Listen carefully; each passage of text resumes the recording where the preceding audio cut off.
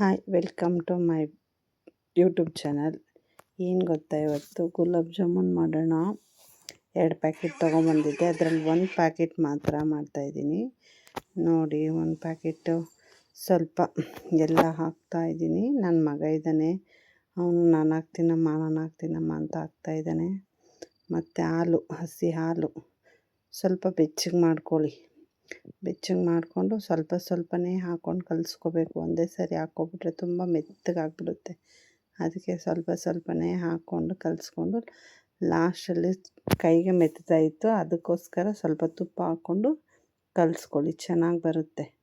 ನೋಡಿ, ಸ್ವಲ್ಪನೇ ಹಾಕ್ಕೋಬೇಕು. ನನ್ನ ಮಗ ಜಾಸ್ತಿನೇ ಹಾಕ್ಬಿಟ್ಟ.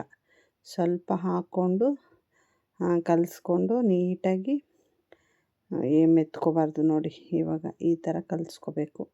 ಅದನ್ನು ಒಂದು ತಟ್ಟೆ ಮುಚ್ಚಿಟ್ಬಿಟ್ಟು ಇವಾಗ ಪಾಕ ಮಾಡ್ಕೊಳ್ಳೋದಕ್ಕೆ ನೀರು ಹಾಕ್ಬಿಟ್ಟು ಸ್ವಲ್ಪ ಶುಗರು ಮತ್ತು ಏಲಕ್ಕಿ ಹಾಕ್ಕೊಂಡು ಚೆನ್ನಾಗಿ ಮಿಕ್ಸ್ ಮಾಡಿ. ಅದೇನು ಒಂದೆಲೆ ಪಾಕ ಅಂದರೆ ಗೊತ್ತಾಗುತ್ತೆ, ಸ್ವಲ್ಪ ತಿಕ್ನೆಸ್ ಆಗಿದ್ದರೆ ಅದು ರೆಡಿ ಆಗಿರುತ್ತೆ. ನೋಡಿ, ಈ ಥರ ನೋಡಿದ್ರೆ ನೋಡಿ ಅಂಟ್ಕೊಳ್ತಾ ಇದೆ, ಇವಾಗ ಕುದೀತಾ ಇದೆ, ಅದು ಪಾಕ ರೆಡಿಯಾಗಿದೆ. ಮತ್ತು ಒಂದು ಈ ಥರ ಎಲ್ಲ ಉಂಡೆ ಮಾಡಿಟ್ಕೊಬಿಟ್ರೆ ಒಂದೇ ಸತಿ ಈಸಿ ಆಗುತ್ತೆ. ಒಂದೊಂದೇ ಮಾಡಿ ಹಾಕೋಕ್ಕಾಗಲ್ಲ. ಅದಕ್ಕೋಸ್ಕರ ಎಲ್ಲ ಒಂದೇ ಸತಿ ಮಾಡಿಟ್ಕೊಬಿಡ್ಬೇಕು. ಫ್ರೆಶ್ ಆಗಿರುತ್ತೆ. ಮನೇಲಿ ಮಾಡ್ಕೊಂಡು ತಿನ್ನೋದಕ್ಕೂ ಅಂಗಡಿಯಲ್ಲಿ ತಂದು ತಿನ್ನೋದಕ್ಕೂ ಚೆನ್ನಾಗಿರಲ್ಲ. ಎಣ್ಣೆ ಇಟ್ಕೊಂಡು ಎಣ್ಣೆ ಸ್ವಲ್ಪ ಕಾಯಬೇಕು.